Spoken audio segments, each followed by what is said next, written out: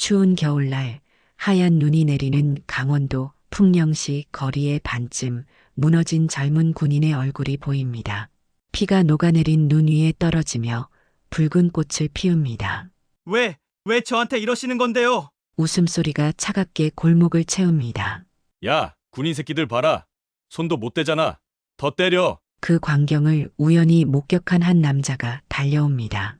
당장 멈추지 않으면 경찰에 신고하겠습니다. 부서져가는 병사의 시야에 희미하게 들어온 구원의 손길. 하지만 그날의 사건은 끝이 아닌 시작이었습니다. 이건 우발적인 사고가 아닙니다. 명백한 계획된 폭력입니다. 하도영 대위의 분노에 찬 목소리가 부대 사무실에 울려 퍼지지만 돌아온 것은 냉랭한 침묵뿐이었어요. 조용히 넘어가는 게 좋겠네.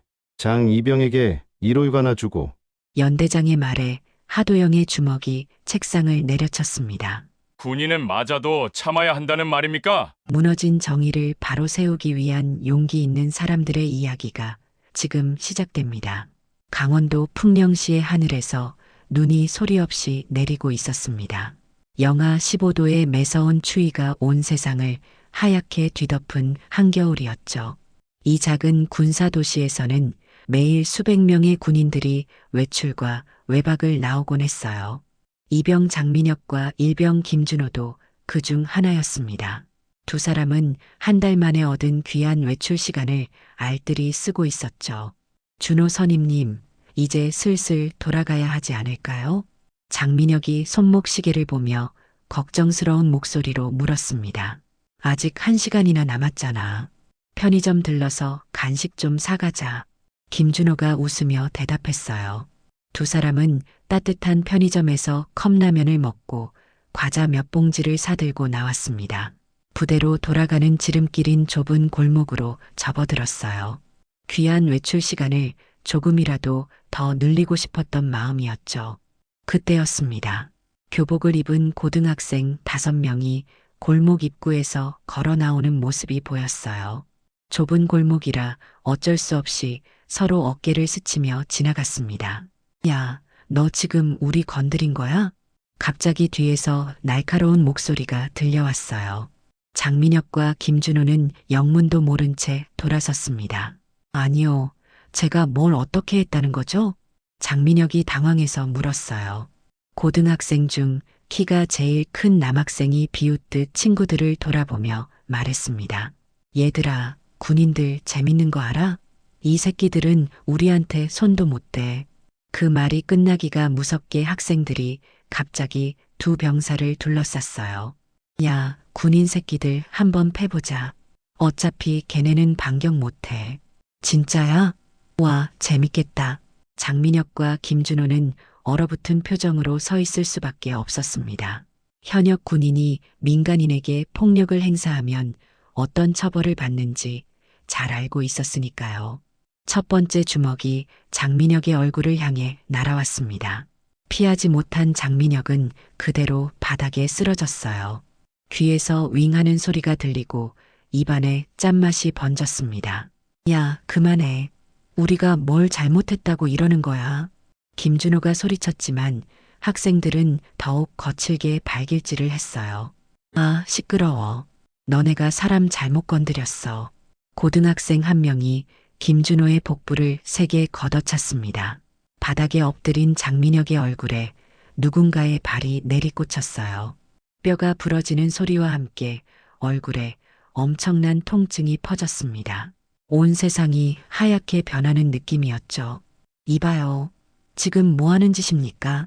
갑자기 들려온 단호한 목소리에 폭행이 멈췄어요.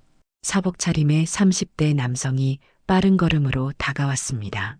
당장 그만두지 않으면 경찰에 신고하겠습니다. 남자는 망설임 없이 학생들 사이로 들어가 두 병사를 보호했어요.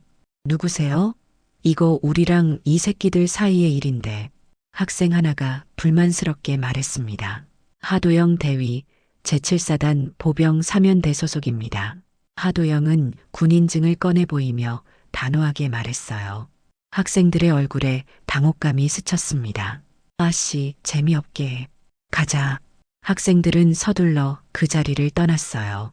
하도영은 재빨리 두 병사의 상태를 확인했습니다. 장민혁의 얼굴은 이미 퉁퉁 부어올라 있었고 코와 입에서는 피가 흐르고 있었어요. 민혁 이병 괜찮습니까? 병원부터 가야겠습니다. 응급실에서 받은 진단은 심각했습니다. 안면 골절과 코뼈 함몰, 뇌진탕 의심 소견이었죠. 하도영은 즉시 부대에 보고했어요. 이건 우발적인 사고가 아닙니다. 명백한 계획된 폭력입니다. 하도영의 목소리에는 분노가 가득했습니다. 증거가 있습니까? 상관인 중령이 냉정하게 물었어요. 네, 주변 상점 폐쇄로 확인해보면 나올 겁니다. 무엇보다 학생들이 군인은 반격 못한다는 걸 알고 의도적으로 폭행했습니다. 하도영의 확신에 찬 목소리가 사무실에 울려 퍼졌습니다. 그날 밤 장민혁은 군병원 침대에 누워 천장만 바라보고 있었어요. 처음 겪어보는 폭력의 공포와 무력감에 온몸이 떨려왔습니다. 어떤 말도 어떤 행동도 나오지 않았죠. 이제 막 시작된 이 사건은 아무도 예상하지 못한 방향으로 흘러가게 될 것입니다. 다음 날 아침 하도영 대위는 연대장 면담을 요청했습니다. 장민혁 이병의 진단서와 사건 경위서를 정리해 들고 갔죠. 연대장님, 이번 폭행 사건은 심각합니다. 민간인과의 단순 시비가 아니라 의도적인 폭행이었습니다. 연대장 박정훈 대령은 창밖만 바라보며 깊은 한숨을 내쉬었어요. 하대위, 이 문제는 좀 복잡하네. 박정훈은 어딘지 불편한 표정으로 서류를 훑어보았습니다. 어제 저녁부터 지역 여론이 심상치 않아. 이미 풍령시는 들썩이고 있어. 연대장의 목소리에는 걱정이 묻어났죠. 더 큰 문제가 되기 전에 강력히 대응해야 합니다. 가해자들을 고소하고. 하도영의 말은 연대장의 손짓에 중단되었어요. 하 대위, 이 사건은 여기서 마무리하는 게 좋겠네. 장 이병에게 위로 휴가를 주고 조용히 넘어가자고. 연대장의 목소리는 단호했습니다. 하도영은 눈을 크게 뜨고 연대장을 바라봤어요. 죄송합니다만 이해가 안 됩니다. 우리 병사가 무고하게 폭행당했는데 그냥 넘어간다는 겁니까? 상황이 그리 단순하지 않다네. 가해자 학생들의 부모가 이 지역 유지들이야. 변호사, 시의원, 그리고 경찰서장까지. 연대장은 목소리를 낮추며 말했습니다. 하도영은 자리에서 벌떡 일어났어요. 그래서 군인은 맞아도 참아야 한다는 겁니까? 이게 법치국가입니까? 진정하게 하대위. 우리가 이 문제를 키우면 부대 전체가 어려워질 수 있어. 지금 이 도시는 우리 부대 때문에 먹고 사는 곳이야. 연대장의 목소리에는 체념이 묻어났습니다. 정의는요? 우리 병사들의 인권은요? 하도영이 따져 물었어요. 현실을 봐야지. 이 도시에서 우리는 손님일 뿐이야.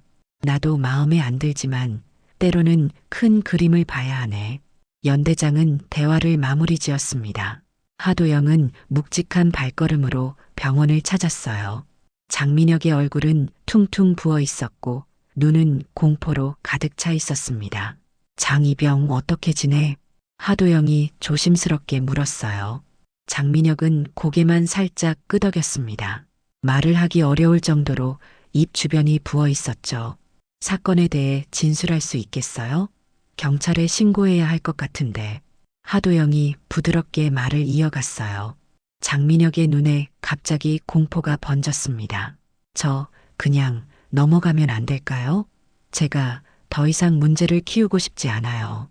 장민혁의 목소리는 떨리고 있었어요. 옆 침대의 김준호도 고개를 숙인 채 입을 다물었습니다. 두 병사 모두 이미 누군가의 압력을 받은 것처럼 보였죠.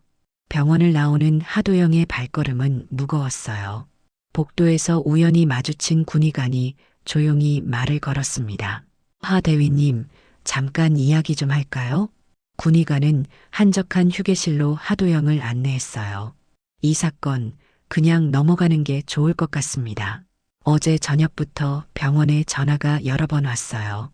지역 유지들이라는 사람들이. 군의관의 목소리는 점점 작아졌습니다. 이 동네는 군인을 먹이로 보는 곳입니다. 가끔은 먹이가 얌전히 있어줘야 생태계가 유지되는 법이죠. 군의관의 표정에는 체념이 가득했어요. 하도영은 그날 저녁 혼자 부대 앞 식당에 들렀습니다. 평소보다 비싼 가격에 놀라 물었죠. 아저씨, 왜 갑자기 이렇게 비싸졌어요? 아이고, 요즘 물가가 오르니까. 군인들은 그냥 부대 식당에서 먹지 그래. 주인은 눈을 마주치지도 않고 대답했어요. 다른 테이블에 앉은 선임 장교가 조용히 속삭였습니다. 이 동네 가게들은 다 군인 상대로 바가지 씌우는 걸 당연하게 생각해. 괜히 일 키우지 마. 하도영은 그제야 이 도시의 실체를 깨닫기 시작했어요. 풍령시는 군인들이 있기에 존재하는 도시였지만 동시에 군인들을 짓누르는 곳이었습니다.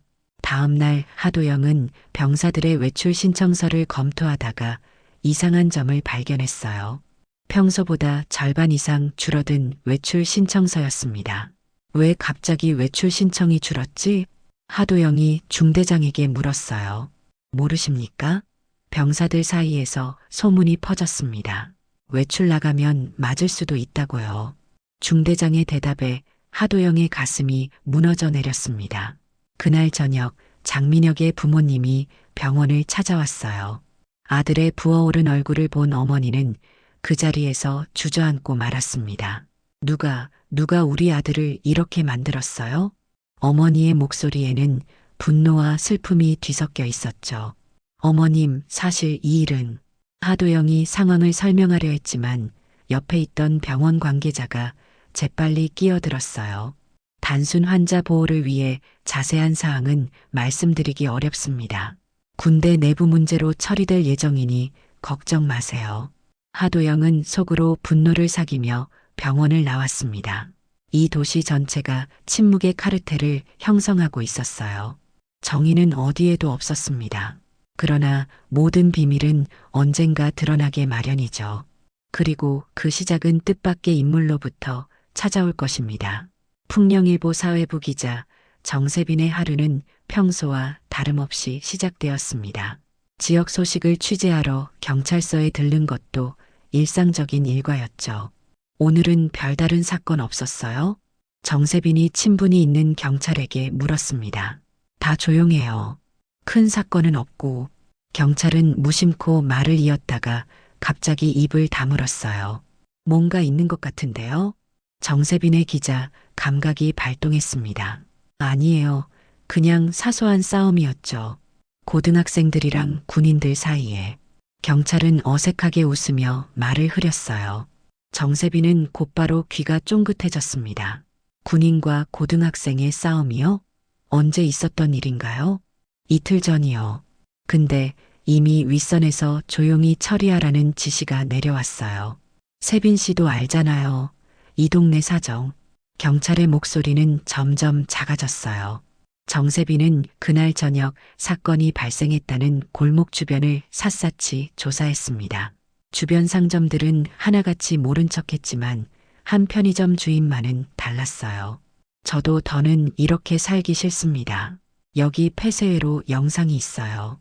편의점 주인은 주변을 살피며 조심스럽게 USB를 건넸습니다. 왜 이걸 제게 주시는 거죠? 정세빈이 의아해하며 물었어요. 제 아들도 군대에 갔거든요. 만약 제 아들이 이런 일을 당했다면 생각만 해도 끔찍합니다. 주인의 눈에는 결연한 의지가 담겨 있었죠. 정세빈은 그날 밤 사무실에서 영상을 확인했습니다. 화면에 담긴 내용은 충격적이었어요. 고등학생들이 의도적으로 두 군인을 폭행하는 장면이 선명했습니다. 이건 단순 싸움이 아니야. 명백한 폭행이잖아. 정세빈은 화면을 반복해서 돌려봤어요. 다음 날 정세빈은 취재 범위를 넓혔습니다. 풍령시 내 군인들이 자주 찾는 가게들을 하나하나 방문했죠. 그 과정에서 놀라운 사실들이 드러났어요. PC방은 군인에게만 시간당 1,000원을 더 받고 있었습니다. 모텔은 군인 신분증을 확인한 후 2만 원을 추가로 요구했죠. 식당들은 군인이 오면 자동으로 특별 메뉴라며 가격을 올렸어요. 정세빈은 발견한 정황들을 꼼꼼히 기록했습니다. 이 도시는 군인을 먹고 사는 기생 도시였어. 정세빈의 기사 초안에 적힌 문장이었죠. 취재를 계속하던 정세빈은 군 병원 앞에서 하도영 대위와 마주쳤습니다. 안녕하세요. 풍령일보 정세빈입니다. 최근 군인 폭행 사건에 대해 알고 계신가요? 하도영은 잠시 정세빈을 살펴보더니 조용히 말했어요. 여기서 이야기하긴 적절하지 않네요. 따로 만날 수 있을까요? 두 사람은 도시 외곽의 조용한 카페에서 만났습니다.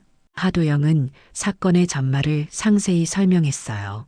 이 사건은 단순 폭행이 아닙니다. 이 도시와 군부대의 비정상적 관계가 만든 결과죠. 정세빈은 놀라움을 감추지 못했습니다. 왜 이런 중요한 사실이 덮이고 있는 건가요? 가해자들의 부모가 지역 유지들이라서요. 변호사, 시의원, 경찰 고위 간부까지 연결되어 있습니다. 하도영의 목소리에는 분노가 느껴졌어요. 정세빈은 자신이 취재한 내용도 공유했습니다. 군인 대상 바가지 요금은 이 도시의 공공연한 비밀이었군요.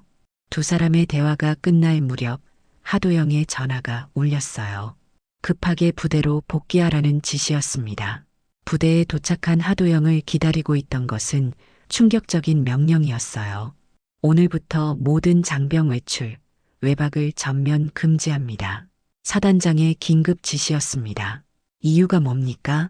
하도영이 연대장에게 물었어요. 장병 보호 차원이라고 합니다.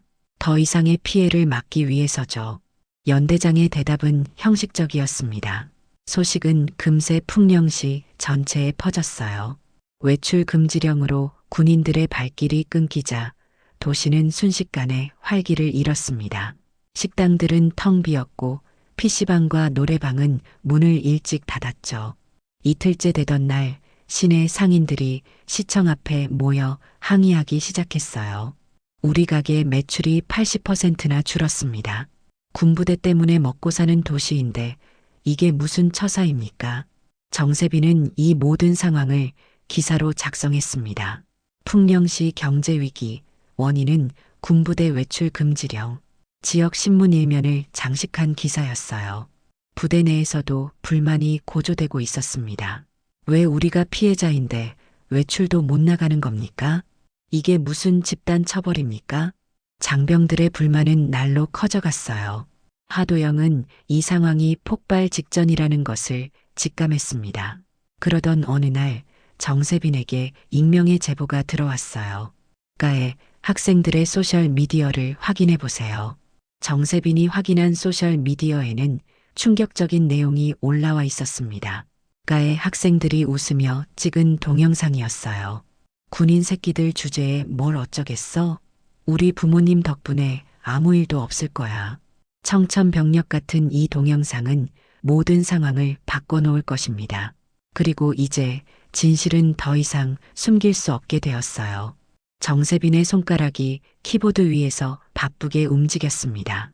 방금 확보한 가의 학생들의 소셜미디어 영상은 폭발성이 강했어요. 이 영상이 공개되면 모든 게 바뀔 거야. 정세빈은 고민 끝에 하도영에게 연락했습니다. 대위님, 중요한 증거를 확보했어요. 만나서 이야기할 수 있을까요? 두 사람은 다시 한번 도시 외곽의 조용한 카페에서 만났어요. 정세빈이 노트북을 열어 영상을 보여주었습니다. 이게 바로 가의 학생들이 올린 영상입니다. 화면 속에서 고등학생들은 웃으며 말하고 있었어요. 야, 오늘 군인 패는 거 재밌었지? 걔네 얼굴 완전 박살났더라. 걱정 마, 우리 아빠가 다 알아서 할 거야. 군인들 주제에 뭘 어쩌겠어. 하도영의 얼굴이 분노로 일그러졌습니다. 이걸 어떻게 공개할 계획인가요? 하도영이 물었어요. 정세빈은 심각한 표정으로 대답했습니다. 지역 언론으로는 한계가 있어요. 전국 방송이나 온라인 커뮤니티를 통해 퍼뜨려야 합니다. 하도영은 잠시 생각에 잠겼습니다. 그리고는 결단을 내리는 듯 말했어요. 저도 가지고 있는 자료가 있습니다. 내부 보고서와 폐쇄회로 영상 원본이요. 그걸 공개해도 괜찮을까요? 대위님께 불이익이 올 수도 있는데. 정세빈이 걱정스럽게 물었어요. 하도영의 눈빛은 단호했습니다. 더 이상 이대로는 안 됩니다. 우리 병사들이 부당하게 대우받는 걸 두고 볼 수 없어요. 두 사람은 그날 밤 늦게까지 자료를 정리했습니다. 영상과 내부 보고서, 그리고 풍령시의 군인 바가지 요금 증거까지 모든 자료를 담은 파일이 완성되었어요. 다음 날 아침 정세빈은 서울의 대형 방송사와 주요 온라인 매체에 자료를 전송했습니다. 동시에 청와대 국민청원 게시판에도 글을 올렸어요. 군인 폭행 사건 은폐와 지역 권력층의 비리를 고발합니다. 반응은 폭발적이었습니다. 몇 시간 만에 청원동의 숫자가 10만을 넘어섰어요. 주요 방송사들은 속보로 이 소식을 전했습니다. 강원도 풍령시에서 현역 군인들이 고등학생들에게 집단 폭행당한 사건이 은폐되고 있다는 충격적인 소식입니다. 가의 학생들이 소셜미디어에 올린 영상이 공개되면서 전국민적 공분을 사고 있습니다. 온라인 커뮤니티는 분노로 들끓었어요. 이게 말이 되는 일입니까? 나라를 지키는 군인들이 이런 대우를 받다니. 지역 권력층이라고 법 위에 있을 수 없습니다. 철저한 수사가 필요합니다. 국방부는 긴급 기자회견을 열었습니다. 해당 사건에 대해 철저히 조사하겠습니다. 군인 인권 보호를 위한 특별조사단을 꾸렸습니다. 풍령시의 분위기는 급변했어요. 시청 앞에는 시민들이 모여 항해 시위를 벌이기 시작했습니다. 우리 아이들을 어떻게 교육했기에 이런 일이 벌어진 겁니까? 지역 권력층의 갑질을 더 이상 참을 수 없습니다. 가의 학생들의 부모들은 공개 사과문을 발표했어요. 저희 아이들의 잘못된 행동에 대해 깊이 사과드립니다. 모든 법적 책임을 지겠습니다. 풍령시 경찰서에도 변화가 일어났습니다. 본청에서 특별수사팀이 파견되어 사건을 전면 재조사하기 시작했어요. 그동안 사건을 덮으려 했던 지역 경찰 간부들은 직위해제되었습니다. 하도영은 이 모든 상황을 지켜보며 복잡한 심정이었어요. 한편으로는 정의가 실현되는 것 같아 다행이었지만 다른 한편으로는 앞으로 벌어질 일들이 걱정되었습니다. 대위님, 이제 어떻게 될 것 같나요? 정세빈이 전화로 물었어요. 아직 끝나지 않았습니다. 더 큰 변화가 올 것 같아요. 하도영의 예감은 정확했습니다. 그날 저녁 육군본부에서 긴급 지시가 내려왔어요. 제7사단 사단장 김무열 소장이 직접 현장을 확인하기 위해 풍령시로 오고 있다는 소식이었습니다. 사단장님이 직접 오신다고요? 부대 내에 긴장감이 감돌았어요. 김무열 사단장은 군내에서도 강직한 성품으로 유명한 인물이었습니다. 그가 직접 나서서 이 문제를 해결하겠다는 의지를 보인 것은 상황의 심각성을 보여주는 증거였어요. 다음 날 아침 김무열 사단장은 가장 먼저 군 병원을 찾았습니다. 장민혁 이병의 병실에 들어선 사단장은 그의 상태를 꼼꼼히 살폈어요. 장 이병 많이 힘들었지? 사단장의 목소리는 따뜻했습니다. 장민혁은 여전히 말하기 어려운 상태였지만 고개를 끄덕였어요. 네, 사단장님. 이런 일이 있었는데 제대로 보고받지 못했군. 내가 직접 해결하겠네. 사단장의 눈빛에는 단호함이 담겨 있었습니다. 이제 모든 상황은 새로운 국면으로 접어들 것입니다. 그리고 풍령시의 오랜 관행과 침묵의 카르텔은 무너지기 시작했어요. 김무열 사단장의 얼굴은 무거웠습니다. 병원에서 장민혁을 만난 후 바로 부대로 돌아온 그는 긴급 간부회의를 소집했어요. 지금부터 하는 말 잘 들으십시오. 회의실은 긴장감으로 가득 찼습니다. 연대장부터 중대장까지 모든 간부들이 숨소리조차 내지 않고 있었어요. 우리 병사가 민간인에게 폭행당했는데 왜 즉시 보고되지 않았습니까? 김무열의 목소리는 낮지만 위력이 있었습니다. 아무도 대답하지 못했어요. 누군가 이 자리에서 설명해 주십시오. 드디어 연대장 박정훈이 조심스럽게 입을 열었습니다. 사단장님, 지역 정서를 고려해서. 지역 정서요? 김무열이 말을 자르며 테이블을 내리쳤어요. 군인의 안전과 명예보다 지역 정서가 우선입니까? 회의실이 더욱 조용해졌습니다. 하도영 대위를 불러오세요. 사단장의 지시에 참모 한 명이 서둘러 나갔어요. 잠시 후 하도영이 회의실에 들어왔습니다. 사단장님, 하도영 대위 보고 드립니다. 하 대위, 이 사건에 대해 알고 있는 모든 것을 말해보세요. 김무열의 목소리에는 신뢰가 담겨 있었어요. 하도영은 처음부터 끝까지 모든 상황을 상세히 보고했습니다. 폭행 현장 목격부터 상부의 은폐 시도, 지역 권력층의 개입까지 모든 말이 끝났을 때 김무열의 얼굴은 분노로 붉어져 있었어요. 이게 대한민국 국군입니까? 우리 병사들이 이런 대우를 받아야 한다고 생각하십니까? 김무열이 연대장을 향해 물었습니다. 사단장님, 저희도 어쩔 수 없는 상황이. 연대장의 변명은 다시 한번 차단되었어요. 오늘 오후 2시 기자회견을 열겠습니다. 모든 언론에 공지하세요. 김무열의 결정에 참모들은 놀란 표정을 감추지 못했습니다. 기자회견이라뇨? 사단장님, 신중하게 생각하셔야. 참모장이 조심스럽게 말했어요. 더 이상의 논의는 없습니다. 준비하세요. 김무열의 결정은 확고했습니다. 오후 2시 부대 정문 앞에는 전국의 언론사들이 모여들었어요.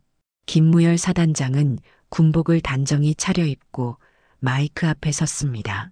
오늘 저는 매우 유감스러운 소식을 전하기 위해 이 자리에 섰습니다. 그의 목소리는 흔들림이 없었어요. 지난주 우리 부대 소속 병사들이 풍령시에서 무차별 폭행을 당했습니다. 더 심각한 것은 이 사건이 은폐되었다는 사실입니다. 카메라 플래시가 쉴 새 없이 터졌어요. 국가와 국민을 위해 복무하는 우리 장병들이 이런 대우를 받는 것은 용납할 수 없습니다. 이에 저는 다음과 같은 조치를 취하겠습니다. 김무열의 눈빛이 더욱 강렬해졌습니다. 첫째, 가해자들에 대한 엄중한 처벌을 위해 군, 검찰의 수사를 의뢰하겠습니다. 둘째, 이 사건을 은폐하려 한 군 내부 관계자들에 대한 조사를 실시하겠습니다. 셋째, 그리고 가장 중요한 결정으로 김무열은 잠시 숨을 고르더니 단호하게 말했어요. 오늘부터 풍령시는 우리 부대 장병들의 위수 지역에서 제외됩니다. 모든 장병의 풍령시 출입을 전면 금지합니다. 기자들 사이에서 놀라움의 탄성이 터져나왔습니다. 위수 지역 해제는 군부대와 지역 경제 관계에서 가장 강력한 조치였어요. 이 결정은 우리 장병들의 안전을 위한 것입니다. 앞으로 우리 병사들은 인근 다른 도시로만 외출, 외박을 나갈 것입니다. 김무열의 발표는 폭탄 선언이나 다름없었어요. 군인은 국가와 국민을 위해 존재합니다. 하지만 그렇다고 해서 부당한 대우를 받아야 할 이유는 없습니다. 군인도 국민의 한 사람입니다.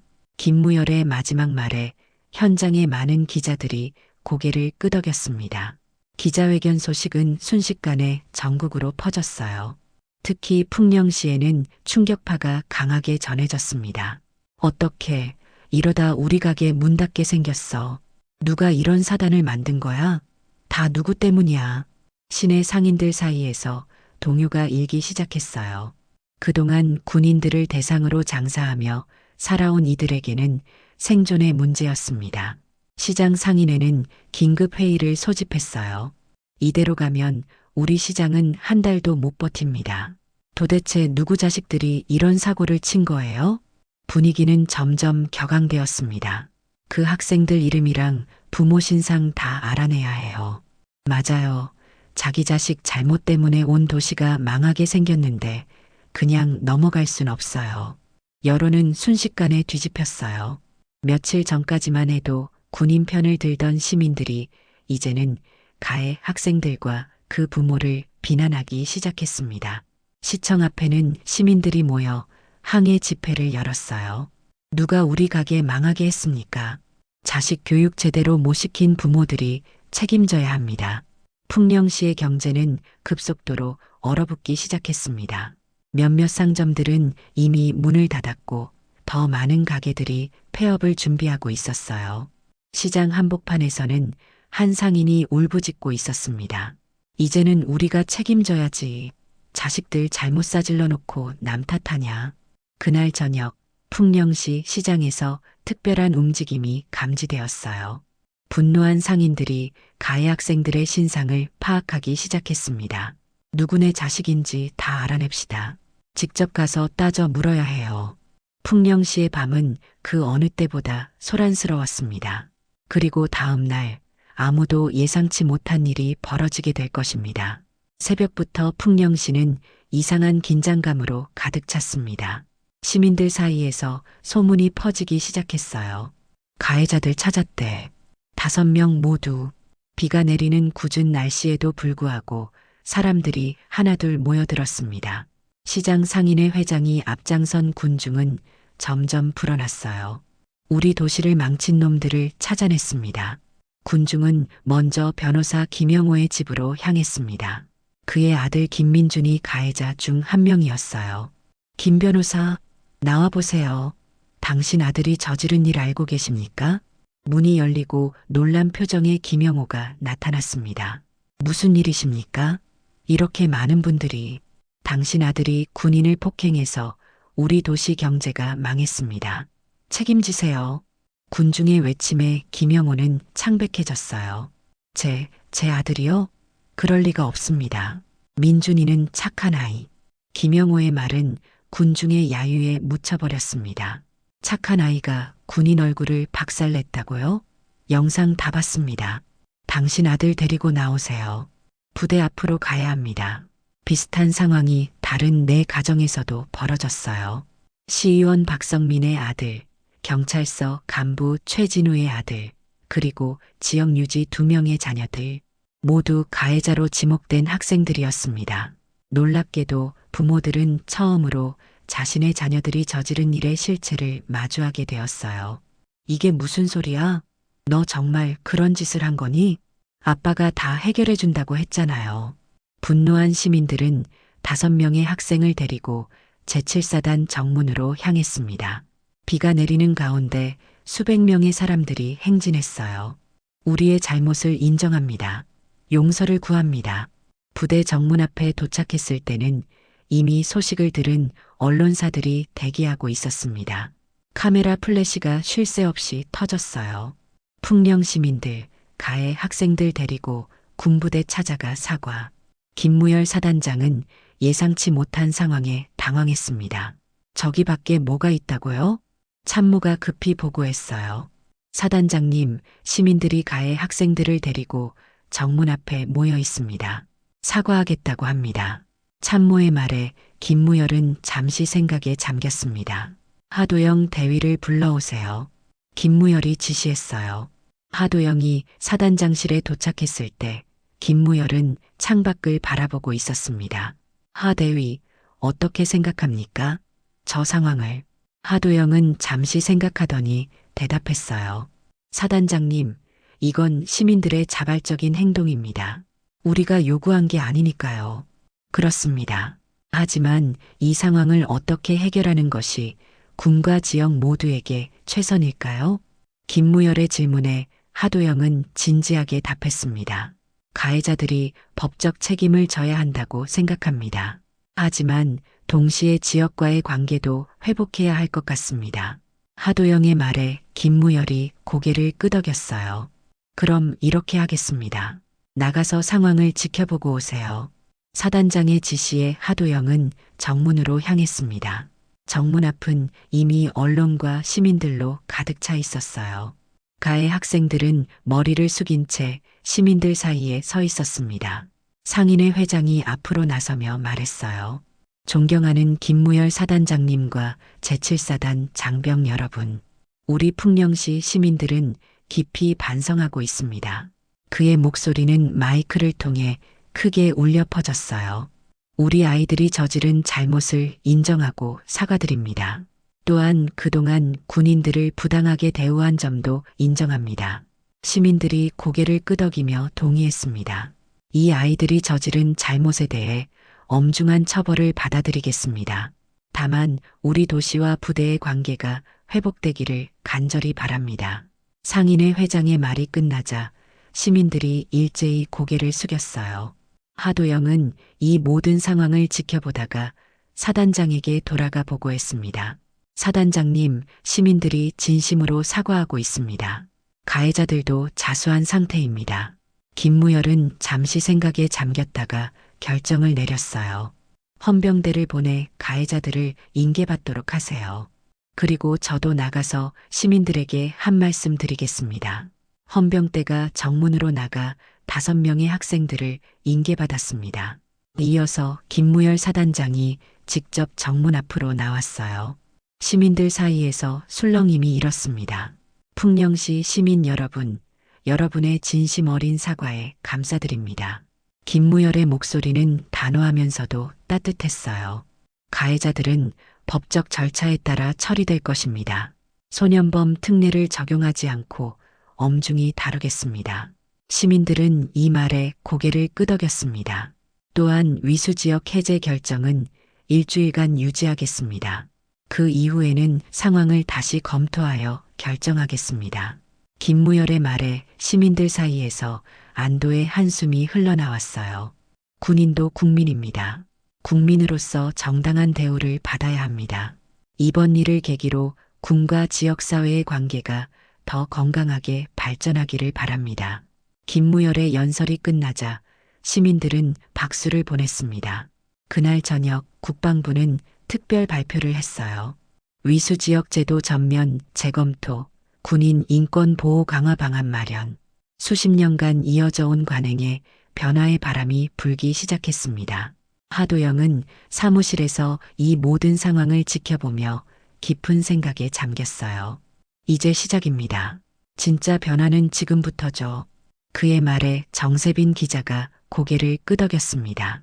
폭풍우가 지나간 풍령시에는 새로운 날이 밝아오고 있었어요. 그리고 이 사건의 진정한 의미는 앞으로 드러날 것입니다. 군병원 침대에 누워있던 장민혁은 오늘따라 창밖이 더 밝아 보였습니다. 이제 얼굴의 붓기는 많이 가라앉았지만 마음의 상처는 여전했어요. 민혁아, 좋은 소식이 있어. 병실에 들어선 김준호가 환하게 웃으며 말했습니다. 가해자들이 다 잡혔대. 부대 앞으로 끌려왔다더라. 김준호의 말에 장민혁의 눈이 커졌어요. 정말요? 어떻게 된 거예요? 장민혁이 처음으로 적극적인 반응을 보였습니다. 시민들이 직접 찾아냈대. 이제 정식으로 처벌받을 거야. 김준호의 말에 장민혁은 말없이 창밖을 바라봤어요. 그때 병실 문이 열리고 하도영 대위가 들어왔습니다. 장이병, 기분이 좀 어때요? 하도영이 따뜻한 목소리로 물었어요. 네, 많이 좋아졌습니다. 대위님. 장민혁의 목소리는 여전히 작았지만 이전보다는 힘이 느껴졌습니다.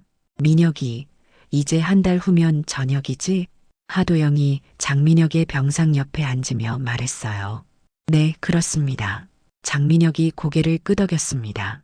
저녁 전에 마지막으로 해야 할 일이 있을 것 같은데.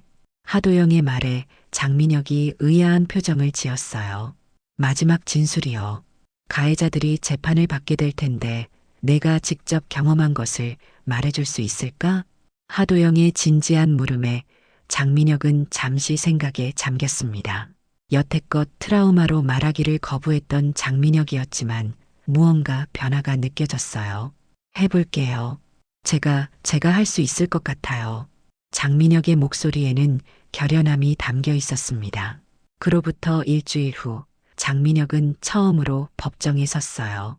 가의 학생들과 다시 마주하는 것은 두려웠지만 그는 용기를 내어 증언대에 섰습니다. 저는 그날 단지 외출을 나왔을 뿐이었습니다. 장민혁의 목소리는 처음에는 떨렸지만 점점 단단해졌어요. 저희는 아무 이유 없이 폭행당했습니다. 단지 군복을 입었다는 이유만으로. 그의 말 한마디 한마디가 법정을 무겁게 채웠습니다. 마지막으로 장민혁은 가슴속에 담아두었던 말을 꺼냈어요. 군대는 지켜야 할 이유가 있어야 지킬 수 있습니다. 저는 이 나라를 지키려고 군인이 되었습니다. 하지만 이 나라가 저희를 지켜주지 않는다면 누구를 위한 군대인지 모르겠습니다. 장민혁의 증언은 전국 뉴스에 보도되었습니다. 피해 병사 용기 있는 증언, 군대는 지켜야 할 이유가 있어야 지킬 수 있다.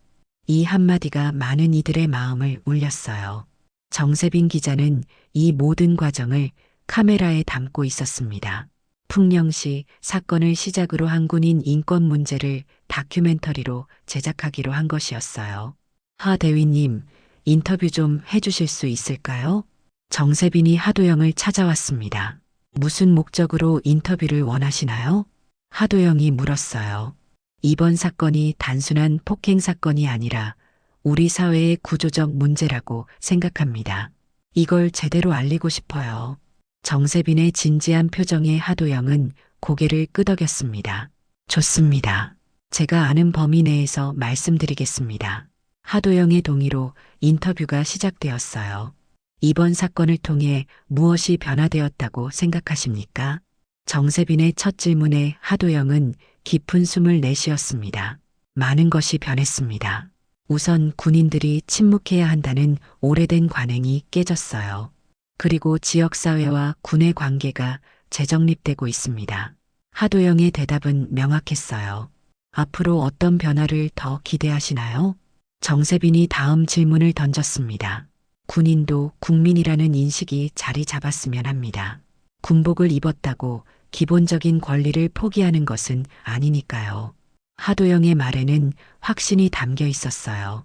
인터뷰가 끝난 후 정세빈은 다음 취재 대상으로 김무열 사단장을 만났습니다. 사단장실에서 진행된 인터뷰는 솔직하고 깊이 있었어요. 사단장님, 위수 지역 해제 결정은 상당히 파격적이었습니다. 어떤 생각으로 그런 결정을 내리셨나요? 정세빈이 물었습니다. 군인은 국가를 위해 희생할 준비가 되어 있지만 그렇다고 부당한 대우를 감내해야 하는 것은 아닙니다. 제 결정은 장병들을 보호하기 위한 것이었습니다. 김무열의 대답은 단호했어요. 이 결정으로 인해 진급에 영향이 있을 수도 있다는 소문이 있습니다만 정세빈의 질문에 김무열은 미소를 지었습니다. 저는 장병들을 위해 결정했습니다. 그 결과가 어떻든 후회는 없습니다. 김무열의 말에는 확고한 신념이 담겨 있었어요.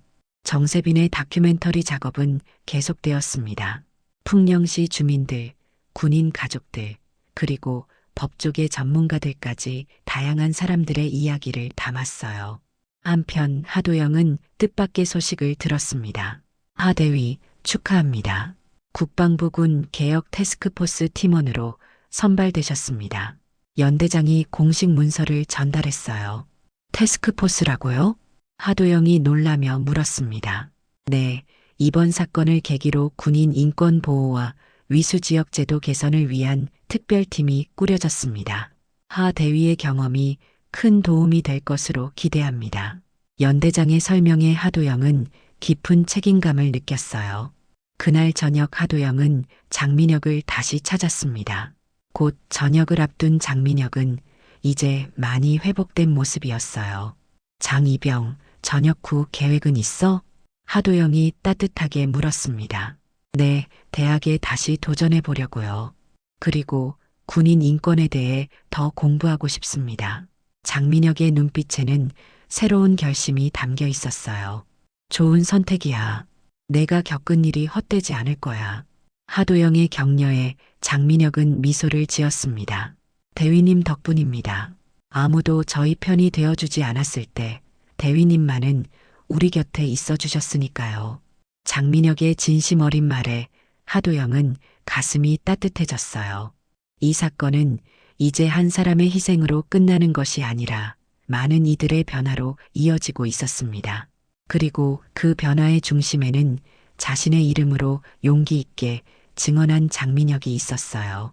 이듬해 봄, 풍령시는 많은 것이 달라져 있었습니다. 위수 지역 제도가 전면 폐지되면서 군인들은 더 이상 특정 지역에 묶여 있지 않게 되었어요. 이제 우리도 서울이나 대도시로 외출 갈 수 있다니 믿기지 않아요. 새로 입대한 병사들의 얼굴에는 활기가 넘쳤습니다. 인프라가 좋은 도시로 외출을 나가 가족들과 만날 수 있게 된 것은 큰 변화였어요. 내일은 부모님이 서울에서 오신대. 함께 식사할 거야. 부대 내에서도 많은 변화가 있었습니다. 장병 인권보호관이 새롭게 임명되었고 군인 대상 폭력에 대한 신고 체계가 강화되었어요. 이제는 억울한 일이 있으면 바로 신고할 수 있어요. 하도영은 국방부 태스크포스 활동을 마치고 부대로 복귀했습니다. 그의 노력으로 많은 제도적 개선이 이루어졌어요. 장병들의 인권과 복지가 향상되는 모습을 보니 보람차네요. 반면 풍령시의 상권은 많은 타격을 입었습니다. 군인들의 발길이 끊기면서 상점들은 하나둘 문을 닫기 시작했어요. 이제 우리 가게도 정리해야 할 것 같아. 그러나 위기 속에서도 새로운 가능성이 싹트고 있었습니다. 일부 상인들은 변화를 받아들이고 새로운 방향을 모색하기 시작했어요. 우리 동네 사람들을 위한 가게로 다시 시작해보자. 시장 상인회는 지역 주민들을 위한 행사를 열었습니다. 이웃과 함께하는 풍령시장 축제라는 이름으로 지역 공동체 회복에 나섰어요. 군인들만 바라볼 게 아니라 우리 동네 사람들을 위한 시장으로 거듭나야 해요. 가해 학생들은 법적 처벌을 받았습니다. 소년범 특례 없이 정식 재판을 통해 실형을 선고받은 것은 이례적인 일이었어요. 이번 판결이 유사사건 재발 방지에 도움이 되길 바랍니다. 그들의 부모들도 각자의 방식으로 책임을 지고 있었습니다. 시의원은 의원직을 사퇴했고 변호사는 지역을 떠났으며 경찰 간부는 명예퇴직을 선택했어요. 잘못을 인정하고 새 출발을 하는 것이 우리가 할 수 있는 최선입니다. 장민혁은 전역 후 대학에 합격했습니다. 법학을 전공하기로 한 그는 군인 인권에 관한 연구를 이어가고 있었어요. 제가 겪은 일이 다른 이들에게는 일어나지 않았으면 합니다. 정세빈의 다큐멘터리 위수 지켜야 할 이유는 큰 반향을 일으켰습니다. 전국 방송에서 소개된 이 작품은 군인 인권에 대한 사회적 관심을 높이는 계기가 되었어요. 이번 작품을 통해 우리 사회가 군인을 바라보는 시선이 바뀌었으면 합니다. 김무열 사단장은 예상대로 진급에서 탈락했지만 많은 장병들의 존경을 받는 지휘관으로 남았습니다. 그는 후회 없이 자신의 결정을 지키고 있었어요. 저는 제가 해야 할 일을 했을 뿐입니다. 장병들이 자부심을 갖고 복무할 수 있다면 그것으로 충분합니다. 봄이 깊어가던 어느 날 하도영은 저녁을 앞두고 있었습니다. 마지막으로 풍령시를 방문한 그는 많이 변한 도시의 모습을 바라봤어요. 모든 것이 달라졌네요. 시장 입구에서 우연히 상인회 회장을 만났습니다. 하 대위님, 우리 때문에 많이 힘드셨죠? 상인회 회장의 눈에는 미안함이 담겨 있었어요. 아닙니다. 우리 모두 변화의 과정을 겪은 거죠. 하도영의 대답에 상인회 회장은 고개를 끄덕였습니다. 이제 우리는 진짜 공동체를 만들어가고 있어요. 군인들을 착취하는 것이 아니라 서로 존중하는 관계로요. 상인회 회장의 말에 하도영은 미소 지었어요. 그게 바로 우리가 지켜낸 것입니다. 하도영의 말에 깊은 의미가 담겨 있었습니다. 시내를 걷던 하도영은 문득 정세빈에게 전화를 걸었어요. 정 기자님, 마지막으로 한번 만날 수 있을까요? 두 사람은 처음 만났던 그 카페에서 다시 마주 앉았습니다. 저녁 후 계획은 있으신가요? 정세빈이 물었어요. 국방부에서 민간 자문역으로 일해보려고 합니다. 아직 바꿔야 할 것들이 많거든요. 하도영의 눈빛은 여전히 열정으로 가득했습니다. 하 대위님이 아니었다면 이 모든 변화는 없었을 거예요. 정세빈의 진심 어린 말에 하도영은 고개를 저었습니다. 저 혼자 한 일이 아닙니다. 장민혁 이병희, 김무열 사단장님이, 그리고 정 기자님이, 우리 모두가 함께 이뤄낸 변화죠. 하도영의 말에 정세빈은 공감의 눈빛을 보냈어요. 다음 날 하도영은 조용히 풍령시를 떠났습니다. 뒤돌아보니 이제는 많이 달라진 도시의 모습이 보였어요. 누군가는 잃었고 누군가는 지켜냈습니다. 그리고 우리 모두는 조금씩 성장했죠. 이것이 전쟁 없는 전장의 현실이었습니다. 불완전하지만 조금씩 나아지는 우리가 함께 만들어가는 세상의 모습이었어요. 하도영의 차가 도시를 빠져나가는 동안 새싹이 돋은 나무들이 봄바람에 흔들리고 있었습니다.